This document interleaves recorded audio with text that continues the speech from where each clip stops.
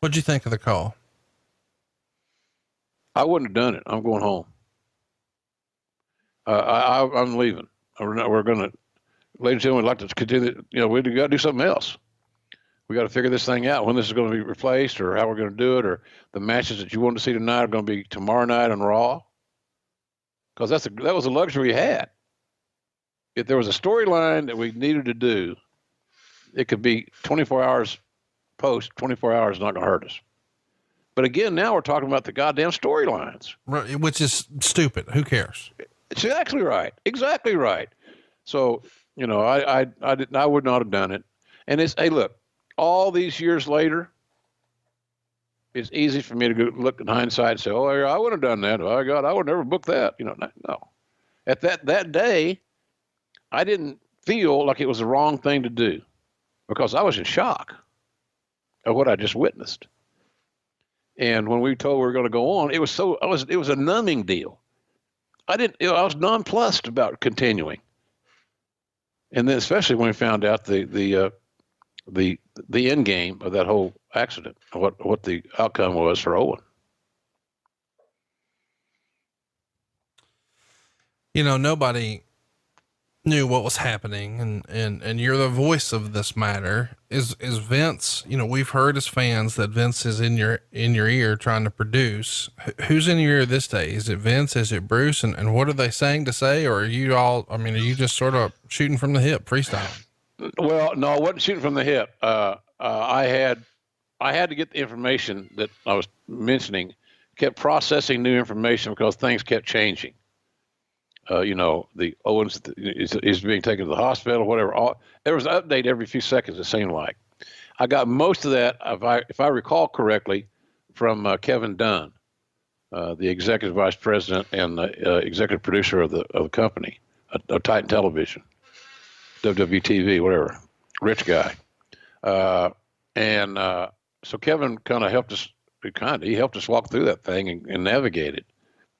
But he was the voice for me, and he was getting information from security, from the medical people, from Vince, cable companies.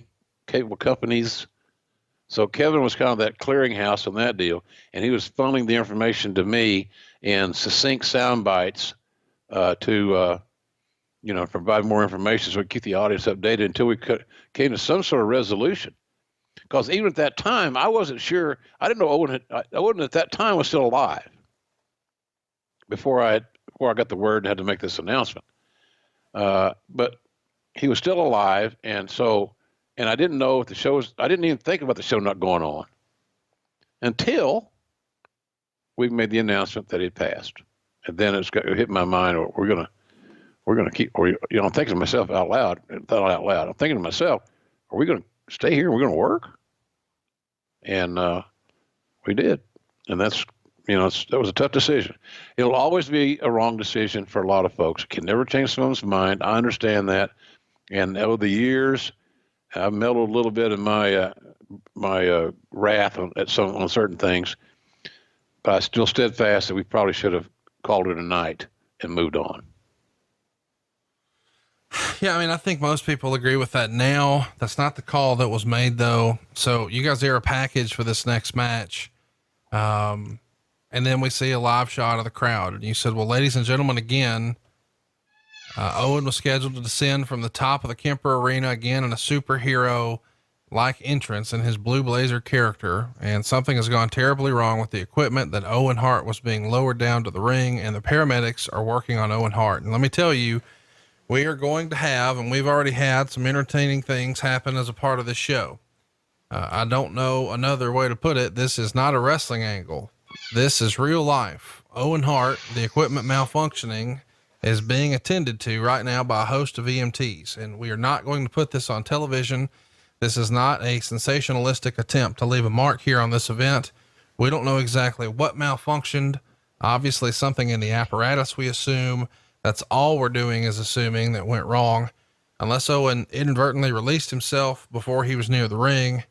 So again, we will have our mixed tag matchup, and we will have the rest of this broadcast. But the bigger issue now is that a human being, Owen Hart, has been terribly injured here live on this broadcast.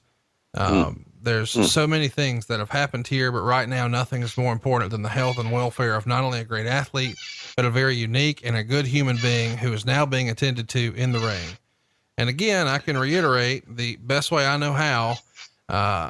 Maybe I'm not being as articulate as I would like to be. I hope you can understand that this was not, I repeat, this was not a wrestling angle. This was not part of the storyline. This is a terribly tragic situation, and the EMTs are now giving Owen Hart external heart massage.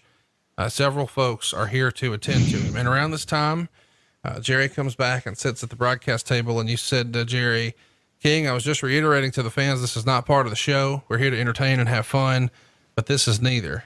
Hey, it's Conrad Thompson. Thanks for checking out the podcast here on YouTube. Be sure to hit the subscribe button and the notifications bell so you get a notice anytime we upload some new content. And go save yourself some money right now. If you're in a 30-year loan or you have credit card debt, it's not a matter of if I can save you money. It's a matter of how much. Find out right now for free at savewithconrad.com.